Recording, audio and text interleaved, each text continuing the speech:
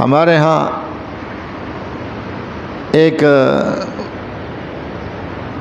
شخص کا انتقال ہو گیا اور اس کے پوتے تھے اور بیٹے بھی تھے.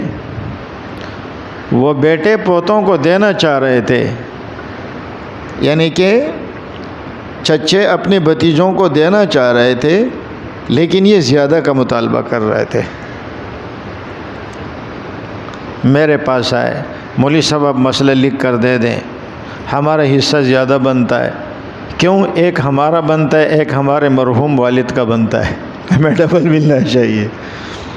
میں خاموش رہو، جو مل رہا ہے یہ بھی نہیں ملے گا.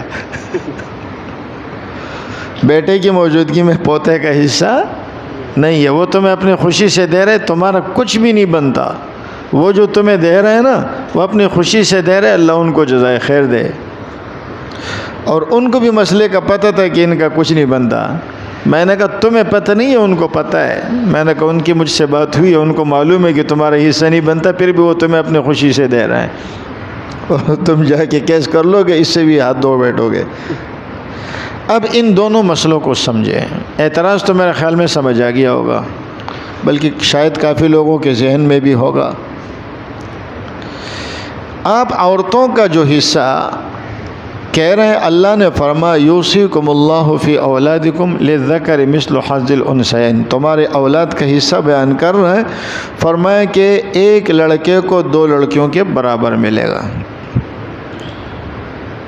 فَإِن كُنَّ نِسَاءً فَوْقَ اثْنَتَيْنِ، اور اگر صرف لڑکیاں ہی لڑکیاں ہیں، لڑکے ہے ہی نہیں، فَلَهُنَّ ثُلُثَا مَا تَرَكَ.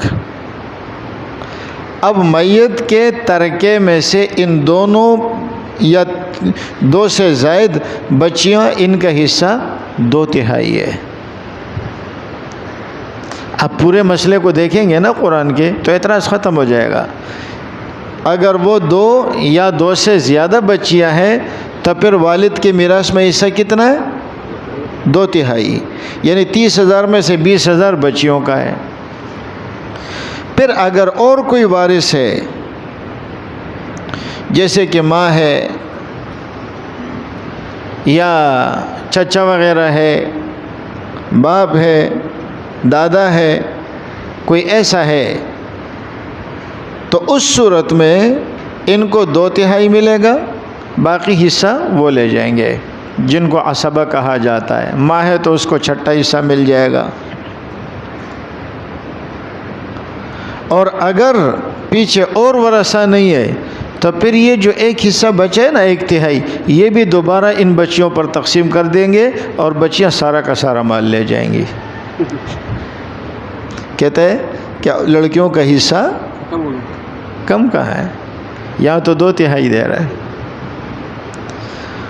ماں کے بارے میں فرمایا کہ ماں کا حصہ 1/6 ہے اگر اس کی اولاد ہو، لیکن اگر اولاد نہ ہو تو پھر ماں کا حصہ 1/3 ہے. بیوی کا حصہ 8واں ہے اگر اولاد ہو. وَلَكُمْ نِصْفُ مَا تَرَكَ أَزْوَاجُكُمْ إِن لَّمْ يَكُن لَّهُنَّ وَلَدٌ فَإِن كَانَ لَهُنَّ وَلَدٌ فَلَكُمُ الرُّبُعُ. شوہر کا حصہ اگر اولاد ہے تو شوہر کا حصہ 1/4 ہے، اور اگر اولاد نہیں ہے تو شوہر کا حصہ آدھا ہے.